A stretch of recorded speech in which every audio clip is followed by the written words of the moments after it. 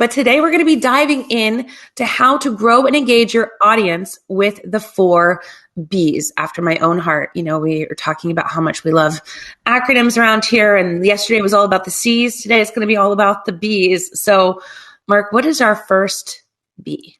So the first B, and we've heard this a little bit. We heard it from Brian on Tuesday. I think we heard it from Troy yesterday. It's be yourself. And the only person that can figure that out is you. You need to figure out how much you want to share with your audience. But you also want to be, you don't want to have 2 different personas. You don't want to be you that's engaging with your customers and then a different you when you're not at work. Now there's some of that's okay. You're allowed to kind of let loose a little bit more, but depending on your business, you can still let loose with your customers. And so that's something that I've tried to do from the very beginning with Alter Ego, because my business is an extension of my hobby and my passion. It's been relatively easy for me. Now, I know it might be a little more difficult for people that are working in a corporate environment, having to get permission from higher ups and what you can share and what you can't share. But that goes back to figuring out how much you want to share or can share with your audience. And I think a good example of this is Gary Vaynerchuk. Anybody that's a marketing and social media fan is probably familiar with Gary V, but he goes out of his way to not share anything from his personal life for the most part. No one knows what his kids look like. No one knows what his wife looks like. When he is on, he is fired up and he is passionate about social media and the Jets and sports cards and anything else that's in his business world or his hobby world, but he doesn't talk about his family outside of his parents' liquor store and his sister who's a realtor. Maybe I know too much about Gary Vee. I don't know. But I have taken the opposite approach in that my kids have grown up in my business. When I first opened, I only had 2 kids. I have 3 now, and my older 2 were 5 and 3. And like I said, they've grown up with the business. So there are pictures of them at the ribbon cutting and they've been in the store helping out at events. Mm-hmm. And so my customers have gotten to know them through the years. So sharing, my kids' graduation photos or a vacation photo from the Grand Canyon, or a trip to the San Diego Comic-Con with my kids. Those are things that I think people connect with. I know that they connect with because they've responded. I know when I was on vacation out west with my family in the Grand Canyon, I did a newsletter, I did a live video from the Grand Canyon, and the response from my customers was overwhelming. And I've told this story, I think, at Social Media Week Lima before, but the subject line of my newsletter was, I love my job, but I love my family more. And it was about taking time to step away from your 9 to 5, from even if you love it, and focusing on the people that are important to you. And that resonated with so many people. I got responses almost immediately. I was in Las Vegas at the time, but I'd been to the Grand Canyon and was checking my phone. I was doing something I shouldn't have been doing. I was supposed to be with my family, and I'm looking at my phone blow up with email responses of, thanks for the reminder. You're so right. I really need to work on this. And what does that have to do with comic books and pop culture? Absolutely nothing. But it helps establish that connection with a customer that they're not going to forget. And they're going to do business with you, going back to the know, like, and trust. Everything that you preach at Now Marketing Group, these are things that you can do when you share who you are with your customers. Amen. And that's like hitting on so many of the points that we've already talked about.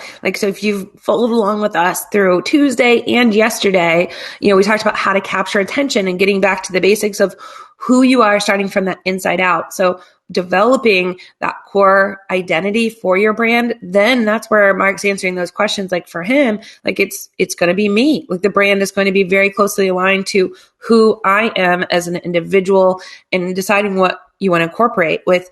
When we talked to, Spencer with Prezi, he discussed what that looked like for Prezi, and it's creating that personality around the culture that they're trying to build around who they want their customers to feel like they're partnered with, that they're the innovators, that they're ones that are going to be there and more laid back and still being human. And then yesterday with Ashley Thompson, talked about how she changed her tone and really got specific from trying to be kind of stale, what everyone would expect, and just focusing on, instead of the made in America, now it's, oh, now I know who I'm talking with and who I am at my core and get excited about. So I really do feel like, Mark, you hit the nail on the head when you talked, when it's a corporation, it's sometimes difficult, I think, for individuals at a corporation to understand how they can add the personality in there and be more human when they feel like, oh, well, we're too big to kind of make it just about me as an individual.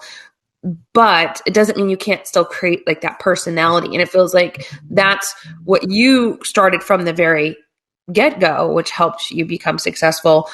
And for Ashley, and like Ashley's story is one that pivoted, and for Prezi, it's one that was built foundational on knowing that they were going to grow into a big culture. But it's so important because a relationship starts between two people, right? Like, or organization, which is humans behind it, and a person. And there has to be a personality there, and it'll only work if you're being yourself. So, question for you there before we get into the next B with being yourself. When you decided that you were going to start out that way with your tone, I'm assuming that it was just you and maybe a couple of team members or yourself and maybe family members that were helping out.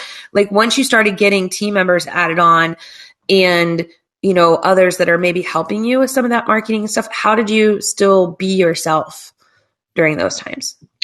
Well, part of it is I would still handle all of the email marketing and all of the social posting.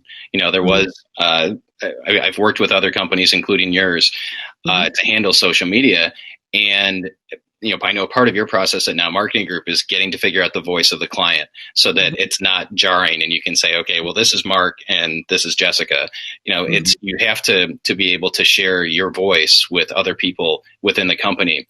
And part of that for me was writing all of our email scripts. So whether it's an autoresponder when someone places an order on our website, or even just an autoresponder letting people know that we got their email, or the email that goes out when a package ships, it's not stale. It's not wooden and cookie cutter.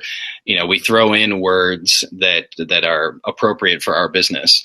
And, I've had team members that are responsible for customer service for our e-commerce store.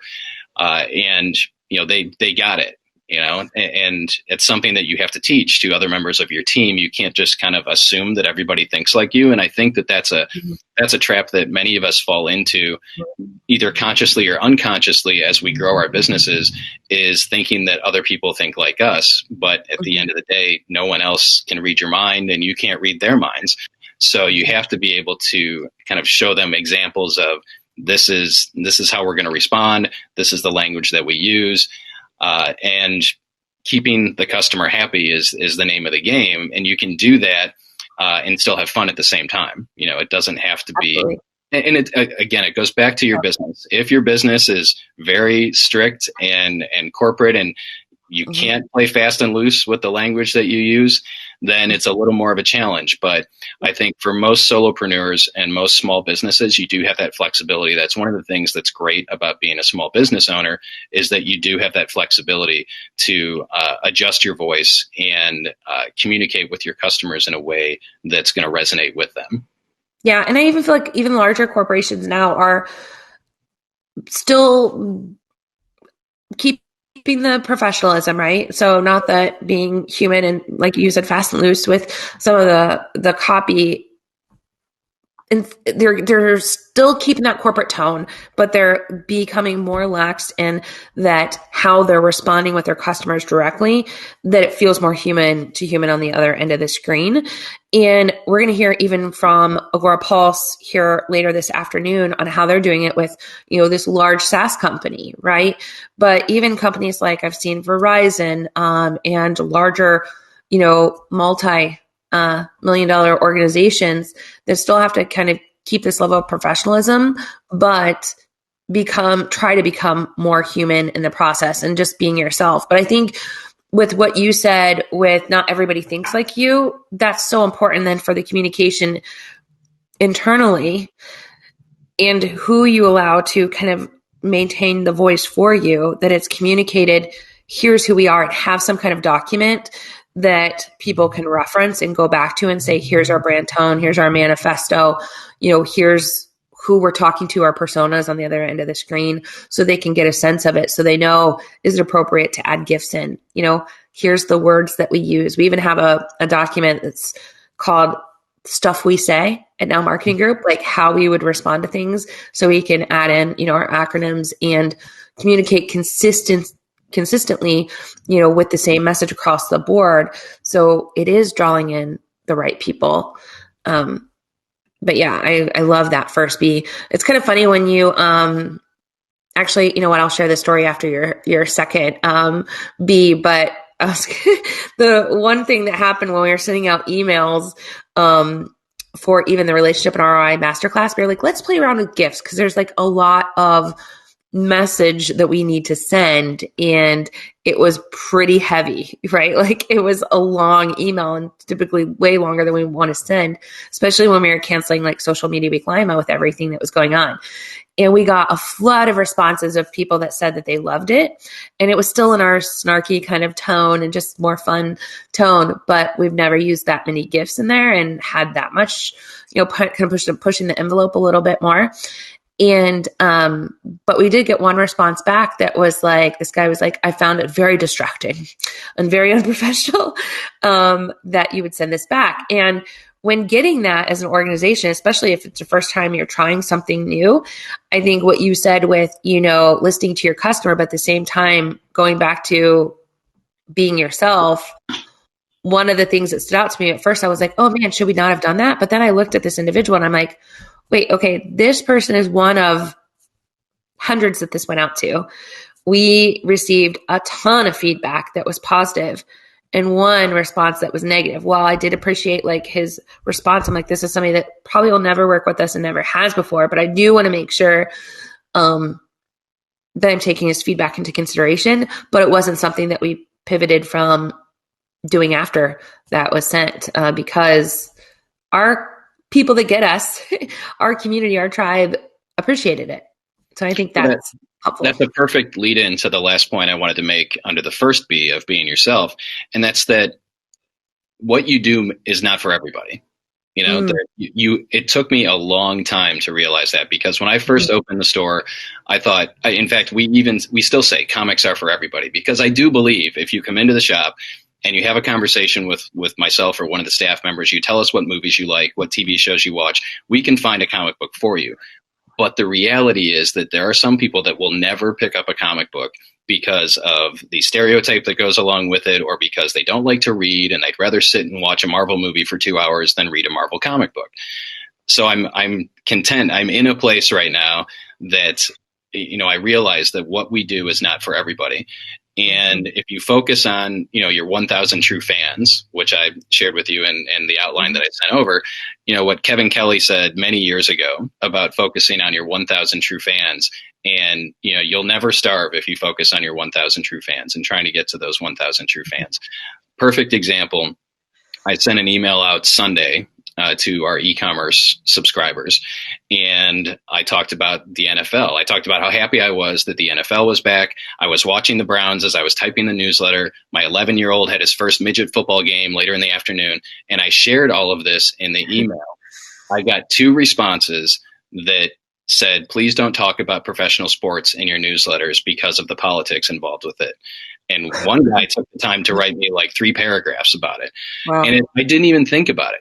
I was thinking, this is the NFL. Everyone wants to get excited and watch sports. We haven't had organized sports. And I'm a football fan because my kids grew up playing football.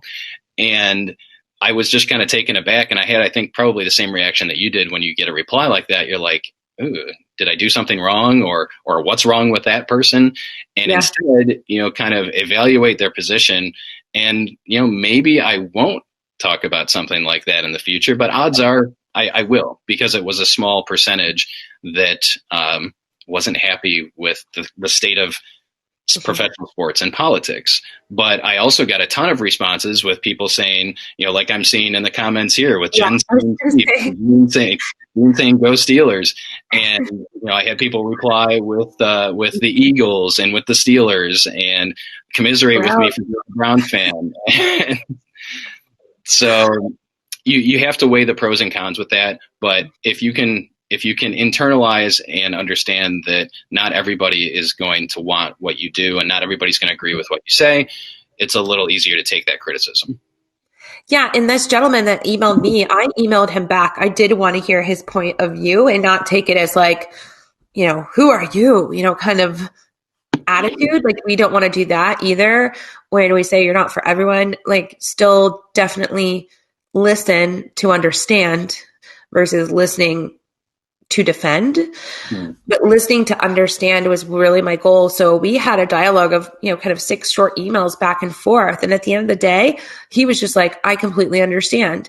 And I was like, and thank you for caring enough to tell me your feedback because I do want to hear it, because it is going to make me pause and think about, okay, I know I still want to do this personalization, take it up a notch with gifts maybe, but maybe I'll change it up, to say, if you want the plain text version or whatever, or not put as many, or maybe I still do the same thing, but it's going to at least allow me the step to pause and think about it and decide how to move forward because I do want to take in consideration the feedback from people that are in the community. But I think being yourself, but also listening to understand when you do get feedback like that is crucial. But if we stop doing everything every time somebody didn't like it, nobody, that's why so many people are stuck being vanilla, and Mhm. stuck in the sea of samesies. Even when we as in Jen that Cole that's in the comments over here and 7 other women, we were doing this digital women's retreat and we happened to put on tiaras because it was like find your tiara because we were talking about all of us getting together and kind of the queens of social or whatever and being silly about it. But this one gentleman had sent in messages to a couple of us and said, I would have taken your message seriously if you weren't wearing tiaras. And we were like, actually, now we're going to make that our signature, thing, because that's the whole point of the message was that you're not for everyone and that you need to show up authentically and find your tiara. Was kind of that whole message of find that one thing that makes you kind of stand out and get noticed and not be like everyone else. That's, you just have to, or you're not going to stand out in the first place. So I love your first be yourself.